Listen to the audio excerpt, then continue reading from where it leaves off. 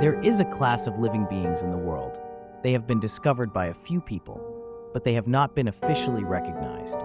We collectively call these living beings unidentified, mysterious animals. To confirm the existence of these organisms, abbreviated as UMA. Hello, and welcome to the UMA series video. In this episode, we bring you the mysterious creature from the island of Madagascar. People say the man-eating tree.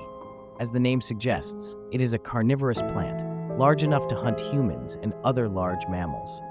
The legends about the man-eating tree originated in the late 19th century. On April 28, 1874, a reporter named Edmund Spencer published an article in the New York World mentioning a tree that eats people. This caused quite a stir in the United States at the time. In October of the same year, Spencer also detailed this bizarre story in the South Australian Register. The article mentions that a German explorer named Carl Reef and his companion Hendrik, while crossing the African island of Madagascar, encountered a primitive tribe called the Mkodo. They participated in the sacrificial ritual of this tribe and witnessed the locals surrounding a woman and forcing her to climb a strange tree. According to his account, that tree was about 8 feet tall, shaped like a giant pineapple with 8 blades 12 feet long extending all the way to the ground. The tree extended many vines to wrap the woman, and the leaves tightly wrapped and digested her. Then sap mixed with blood oozed out from the crevices of the leaves. Those tribesmen quickly collected and drank the liquid as if it were a heavenly nectar. The Mkodo people were incredibly passionate about this sap. A few days later, when Carl returned to see the tree, he only found a pile of white bones and the open leaves.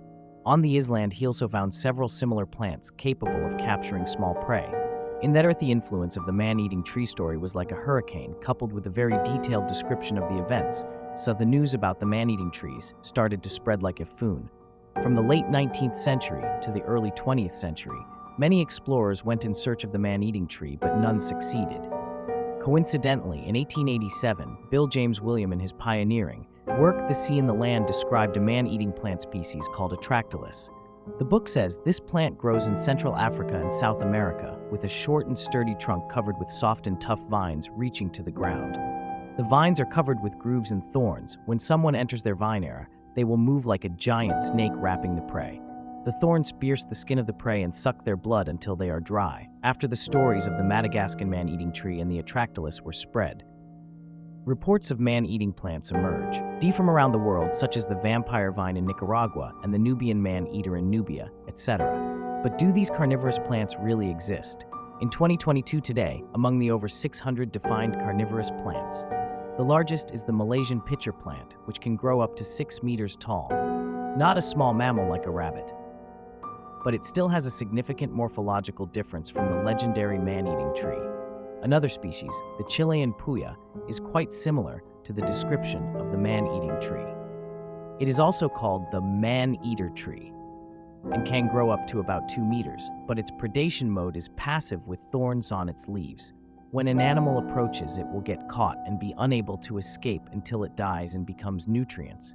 But there is no actual evidence that the Chilean puya intentionally captures animals, and the characteristics of the man-eating plants in the various stories are quite similar and belong to the tree of the Moraceae family, but their predation mode is more like a giant pitcher plant, which does not conform to the characteristics of any known plant. There are many more records of the man-eating tree, and almost all the events are described in great detail.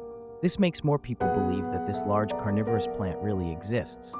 But in fact, as early as 1888, someone had already explained the Madagascar man-eating tree incident. In these issue of the Contemporary Literature magazine, founded by Frederick, it provided information on the rumors of the man-eating trees, stating that the man-eating tree legend was actually a story fabricated by Spencer. That same year, Spencer also included it in his Ion of Wonderful Stories, The Man-Eating Tree. He said in the interview that to give readers a sense of horror, all he needed was unlimited exaggeration. Soon, from the late 19th century, a wave of debunking the man-eating tree began.